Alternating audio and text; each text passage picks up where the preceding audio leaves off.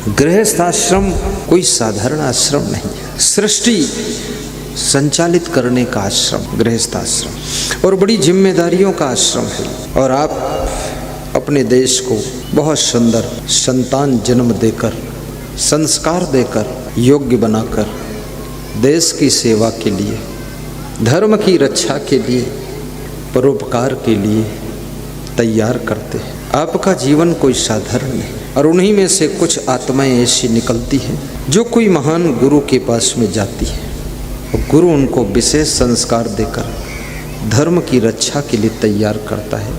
जैसे परमहंस रामकृष्ण ने विवेकानंद को तैयार किया था, जिन्होंने देश विदेश में जाकर के भारत का सम्मान बढ़ाया और भारत देश के धर्म की ध्वजा अमेरिका में शिकागो के सम्मेलन में प्रथम स्थान प्राप्त किया, भारत का नाम ऊंचा किया।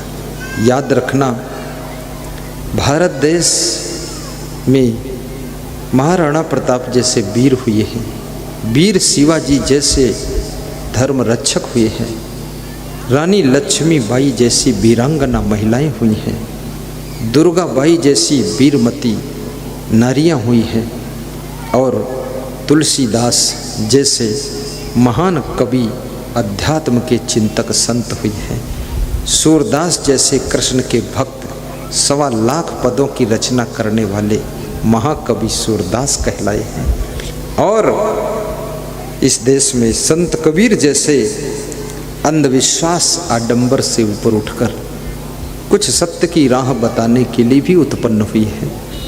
राम और कृष्ण जैसे महान पुरुषों को, भगवत पुरुषों को अवतार देने वाली कौशल्या और देवकी, पालन करने वाली यशोदा का भी इस धरती पर आना हुआ है।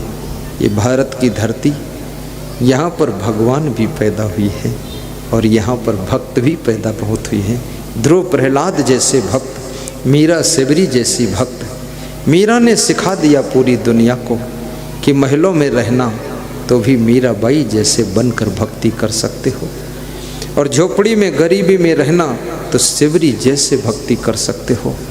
अगर भाई का विरोध हो तो विभीषण बनकर भक्ति कर सकते हो, यदि पिताजी प्रतिकूल हों तो प्रहलाद बनकर भक्ति कर सकते हो, और यदि ध्रुव जैसा बहुत बड़ा संकट हो तो ध्रुव बनकर के मधुबन में जा कर के तपस्या कर सकते हो। यदि राजमहल में हो तो राजा भर्तृहरि की तरह भी अध्यात्म का चिंतन कर सकते हो। आप जिस कंडीशन, पोजीशन, सिचुएशन में हो वहीं पर आप अपनी भक्ति को विकसित कर सकते हैं। भक्ति में गरीबी बाधक नहीं है, अमीरी भी बाधक नहीं है। भक्ति तो अंदर का विषय है, और ये भक्ति सत्संग की शरीरता में मिलती है। ये भक्ति कहीं और नहीं मिलती है। बिनु सत्संग न पावहीं प्राणी, भक्ति स्वतंत्र सकल सुख खानी। मानस में भगवान श्री राम से पूर्ववासियों ने पूछा भक्ति कहाँ मिलेगी, तो राम जी कहते हैं भक्ति स्वतंत्र है और सकल सुखों की खान है, लेकिन बिना सत्संग के ये मिलती नहीं है। इसलिए सत्संग होना चाहिए। और मैं तो निवेदन करूँगा आपके घर में भी सत्संग, परिवार के लोग बैठकर सत्संग किया करो, और मोबाइल के यूट्यूब में सत्संग सुन लिया करो, और टीवी में आस्था भजन चैनल में रात को 9 बजे भी प्रवचन का लाभ ले लिया करो। ये सत्संग आपके जीवन की एक एक चीज को सुधार करके आपको धन्य बना देता है, आपकी महानता को प्रकट कर देता है। और सत्संग से सुख मिलता है, जीवन का कण कण खिलता है। कपड़े को जैसा रंग मिले, मानव को जैसा संग मिले, वह उसी रंग में रंगता है। जीवन का कण कण खिलता है, जीवन का कण कण खिलता है। मैं एक कथा आपको सुना रहा था कि मेरा मन डोले, मेरा तन डोले, मेरे दिल का गया करार। ये कथा थी, यही थी ना? सुना दूं? थोड़ा सा सुनाया था, तुम बहुत खुश हो गए थे कि इसको सुनना है। मेरा मन डोले, मेरा तन डोले। और जिसका मन डोल गया, तन डोल गया, तो अब उसके पास बचा क्या है? जो मन पर नियंत्रण साध लेता है वही विद्या अध्ययन में प्रथम स्थान प्राप्त करता है। और जो मन को कंट्रोल करना जानता है, याद रखना, वही व्यक्ति जीवन में सफलता को प्राप्त करता है। वैज्ञानिक जब मन को वश में करता है तो संसार के लिए कोई नई खोज करके दिखाता है। और एक संत जब मन को कंट्रोल करता है, बहुत बड़ा तपस्वी बन करके संसार की समस्या का निदान ढूंढता है।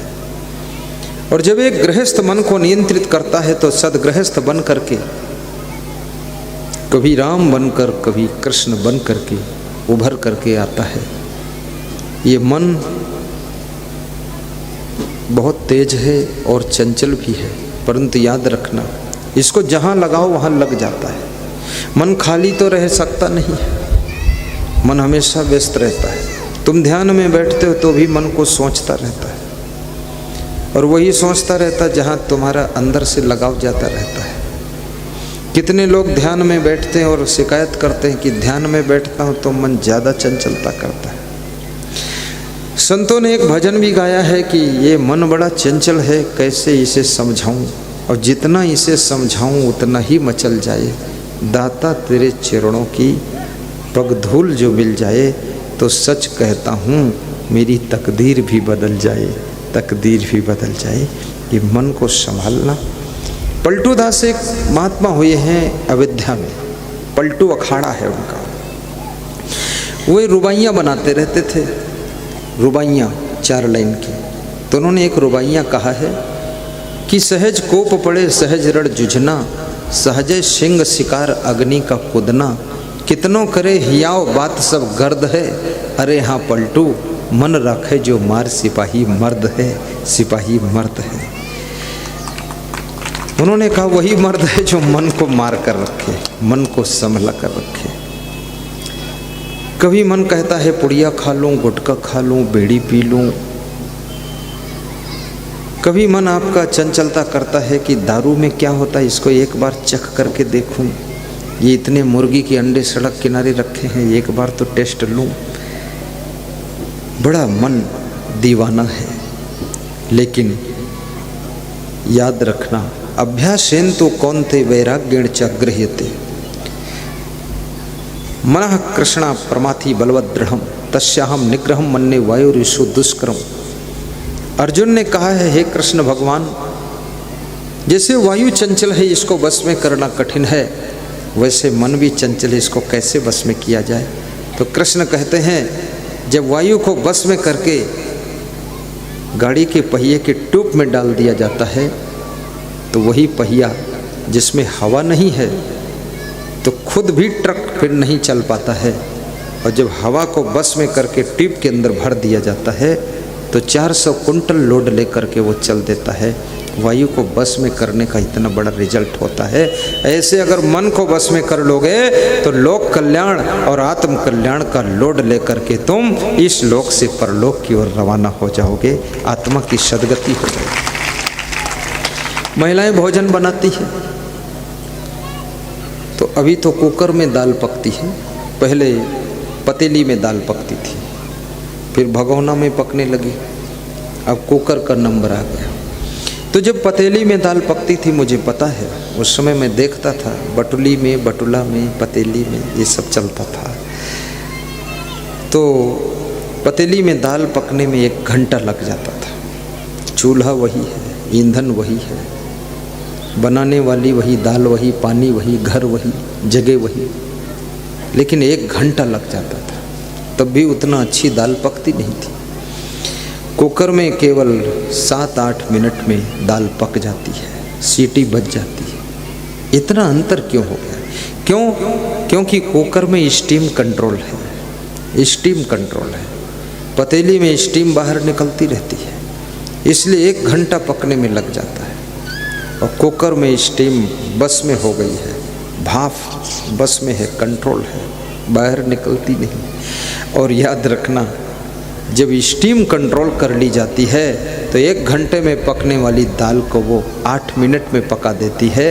इसी तरह से जब आप अपने मन की स्टीम को कंट्रोल करोगे तो जो 7 जन्म में होने वाला काम है वो 1 जन्म में तुम करके दिखा सकते हो। बहुत बड़ी तुम्हारे अंदर सामर्थ्य है। और जिनका मन कंट्रोल है वे खुश भी बहुत रहते हैं, बड़ी प्रसन्नता की प्राप्ति होती है। खुशियाँ पैसों से नहीं मिलती और खुशियाँ झोपड़ी में भी नहीं मिलती।